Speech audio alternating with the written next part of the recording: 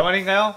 내 이름은 종타쿠 오덕이죠. 우리 종도 여러분, 오늘 하루 어떠셨나요?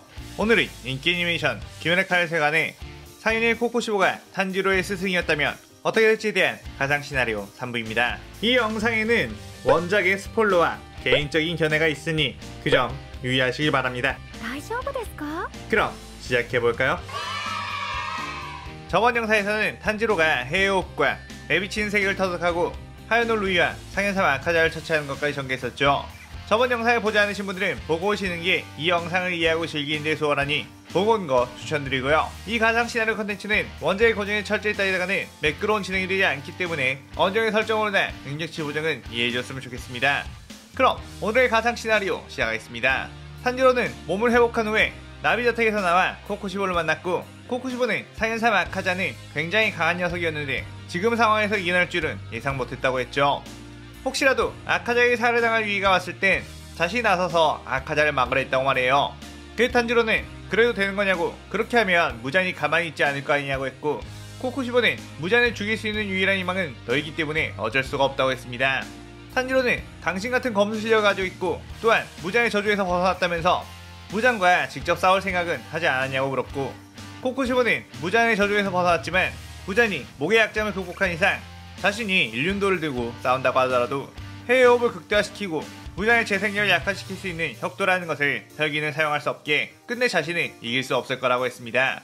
또한 섣불리 싸웠다가 다시 무잔의 저주가 몸에 심어지게 되면 무잔에게 컨트롤 당하게 되기 때문에 안 된다고 했죠. 그런데 무잔의 지배를 벗어났어도 결국 상현의 혈기로 있을 수 있는 거냐고 물었고, 코코시보는 자신을 마음대로 컨트롤하지 않는 대신에 지금까지 많은 귀살대주들을 죽이는 성과를 보였고 많은 이들을 혈기로 만들었기에 무잔은 그것으로 봐주고 있다고 했습니다. 코코시보는 아카자와 싸울 때 사용했던 내비치는 세계를 언제라도 쓸 수 있는지 물었고, 탄지로는 그땐 됐는데 지금 해보려고 하면 잘 되지 않는다고 했죠. 그러자 코코시보는 그럼 이제부터 내비치는 세계를 적재적소에 사용할 수 있도록 수련을 시켜주겠다고 했고, 탄지로는 코코시보에게서 내비치는 세계의 노하우와 활용 방법을 배우게 되었습니다. 그리고 얼마 후 오랜만에 나비저택에 놀러가게 된 탄지로는 음주운이 탱진이 아오이와 나오를 억지로 끌고 가는 모습을 보게 되었고, 탄지로는 당장 납치를 그만두라며 막아섰죠. 그러자 탱진은 얘네는 여자가 필요한 임무 때문에 가는 거라고 말했고, 탄지로는 가기 싫어하는 그녀들을 놔준다면 자신이 대신 그 임무에 가겠다고 했습니다. 그러자 탱진은 뭐 그렇다면 따라오라고 했고 제이치와 이노스케까지 합류를 했죠. 그렇게 유곽에 잠입하게 된 이들, 여장을 하고 그곳에 있는 혈기의 정보를 찾기 시작했는데 탄지로는 얼마 가지 않아 상인육 다키와 마주치게 되었습니다.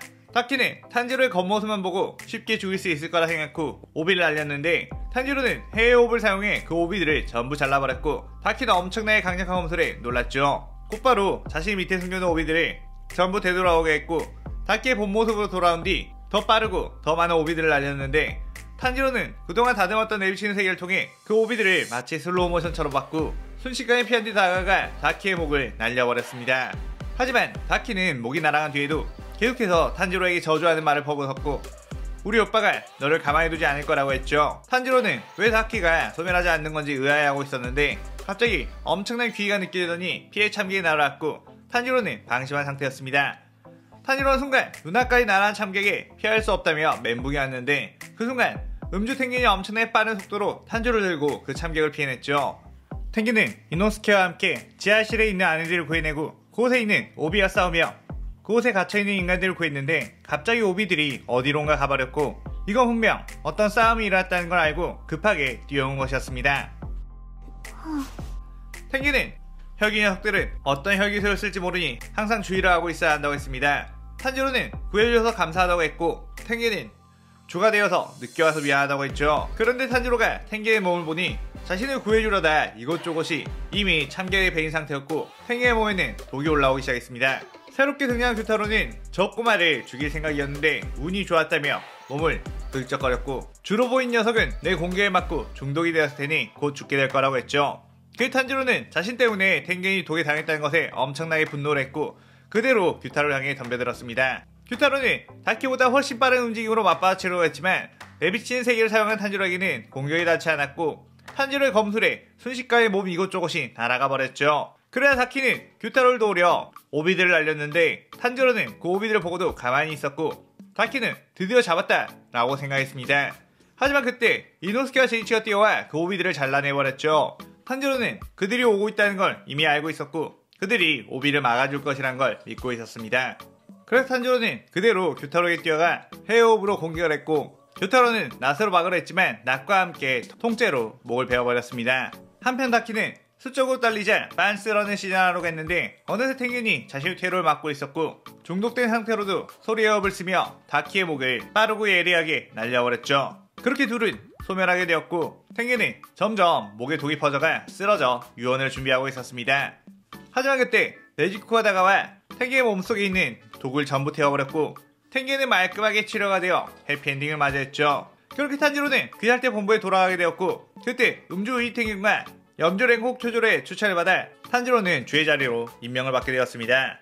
오랫동안 활동했던 주들보다 많은 혈기를 죽인 건 아니지만 상현 3, 상현 6, 하현 1, 하현 5, 하현 6 이렇게 5마리의 12개월 처치했으니 당연한 수순이었죠. 탄지로는 해외호흡을 쓰는 일주가 되었고 네즈코와 편히 지낼 수 있는 집을 얻게 되며 그곳에서 이노스케, 제이치와도 함께 살게 되었습니다. 그때 탄지로는 슬슬 칼을 갈아야겠다는 생각에 대장장의 마을로 네즈코와 함께 떠났고 그곳에서 하주 무이치로와 연주 미치를 만나 화기애애한 분위기로 휴양을 즐기는 듯 했습니다. 하지만 그날 밤 상해사 한탱구가 그들이 있는 방에 기척도 없이 들어왔고 화들짝 놀라 목을 베어내긴 했지만 한탱구의 분신은 분열하며 이들을 공격했죠. 탄지로는 분신들의 몸을 보고 이들은 심장이 존재하지 않으며 본체가 따로 있는 것 같다고 했습니다. 그렇게 미치루와 무이치로는 사방으로 흩어져 한탱구의 본체를 찾기 시작했고 무이치로는 그 과정에서 상현호 교코와 맞닥뜨리게 되었죠. 무이치로는 교코와 싸우면서 주변에 있는 대장장이들을 지키다가 마비침에 당하고 말았고 곧이어 수옥발에 갇혀버리고 말았습니다. 그렇게 교코는 무이치로를 가둬놓은 뒤 대장장이들을 죽이기 위해 손을 뻗었는데 그 순간 네지코가 뛰어와 교코의 몸을 발로 차버렸고 네지코와 교코가 육탄전을 벌이며 싸우기 시작했죠. 하지만 네지코는 교코에게 전투력을 올렸고 교코는 네지코를 멀리 날려버린 후에 대장장이 한 명을 살해했습니다. 그 모습에 네지코는 입에 물고 있던 대나무를 부숴버리면서 각성이 되었고 수옥발에 갇혀있는 무이치로 역시 엄청난 분노에 반점을 발현해 수옥발을 찍고 나왔죠. 교코는 너희들이 그래봤자 나에게서 이길 수 있을 것 같냐고 자만했는데 그 순간 네지코가 엄청나게 빠른 속도로 뛰어가 교코에게 난타를 하기 시작했고 엄청난 파워의 교코는 막는 것에만 집중할 수밖에 없었습니다. 하지만 그때 온몸이 안개에 휩싸이는 것 같은 기분이 들더니 음산하고도 차가운 느낌이 들었고 뒤를 보니 어느새 무이치로가 뛰어와 안개의 호흡으로 목을 베어버렸죠. 한편 탄지로는 한탱구의 본체를 찾기 위해 움직이고 있었고 미치리는 혼자서 조합구텐과 대치를 하고 있었습니다.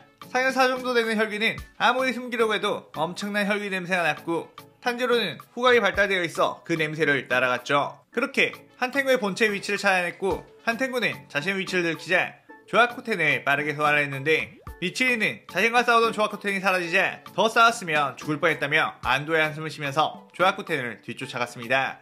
조합코텐은 본체를 공격하러 가는 탄조를 막으려 했지만 멀리서 미치리가 채찍같은 영검으로 조합코텐을 휘감아 묶었고 그때 탄조로가 헤어옵을 사용해 한탱구의 목을 베어버렸죠. 그렇게 사용과의 전투가 끝난 후 탄지로는 각성 상태가 풀린 네지코와 조우를 했는데 네지코는 대나무 입마개를 풀고 간단한 대화를 할 수 있는 정도의 지적 수준을 갖추게 되었습니다. 그래도 탄지로는 다행이라며 네지코를 껴안고 이제 상인들도 얼마 남지 않았으니 무잔을 처치해 우리 가족을 죽인 복수를 하겠다고 했죠. 그 말에 네지코는 무잔?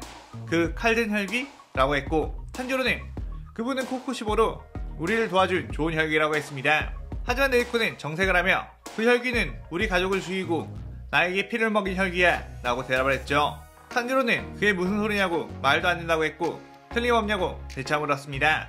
네지코는 예전의 기억들이 돌아오는 상태였고 네지코가 거짓말하는 것 같지는 않았죠. 탄지로는 그러고 보니 네지코가 혈기가 됐을 때 코쿠시보가 곧바로 나타났고 코쿠시보는 상현의 특권으로 무장의 피를 가지고 다니며 인간들을 혈기로 만들 수 있다는 것이 떠올랐습니다. 일단 비살대 무브로 모두가 돌아간 뒤 탄지로는 엄청나게 고민을 했고 만약 코쿠시보가 진짜로 자신의 가족을 죽인 거라면 그를 어떻게 해야 할지 암담했죠. 하지만 그렇게 고민만 하기보단 일단 움직이는 게 낫겠다고 생각했고 탄지로는 곧바로 코쿠시보가 있는 거처를 향해 뛰어갔고 코쿠시보를 만나 진실을 들어야겠다는 생각을 했죠. 그곳에 도착하자 코쿠시보는 기다리고 있었다는 듯이 서 있었고 탄지로는 당신이 내 가족을 죽인 건가요? 라고 묻자 코쿠시보는 드디어 네지코가 기억을 찾은 건가? 라고 했습니다. 탄지로는 그동안 자신에게 친절하진 않았지만 이토록 강해질 수 있게 도움을 줬던 기억들이 떠오르며 눈물이 났고, 그러면서 코쿠시보에게 속았다는 것에 분노가 치밀어 올랐습니다. 그때 코쿠시보는 말없이 칼을 꺼내며 달의 호흡 자세를 취했고, 어서 덤벼라 탄지로 라고 했죠. 탄지로 역시 해호흡 자세를 취하면서 그렇게 시나리오 3부가 끝이 나게 됩니다. 코쿠시보가 완전한 성역은 아니었다는 반전을 통해 좀 더 흥미로운 전개를 해봤는데 여러분들의 마음에 드셨으면 좋겠네요.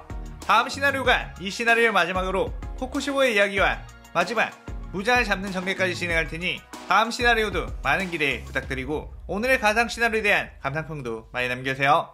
오늘 영상 즐겁게 보셨다면 구독, 좋아요, 알림 설정 누르는 거 잊지 마시고요. 그럼 오늘은 이만. 사요나라. 사요나라.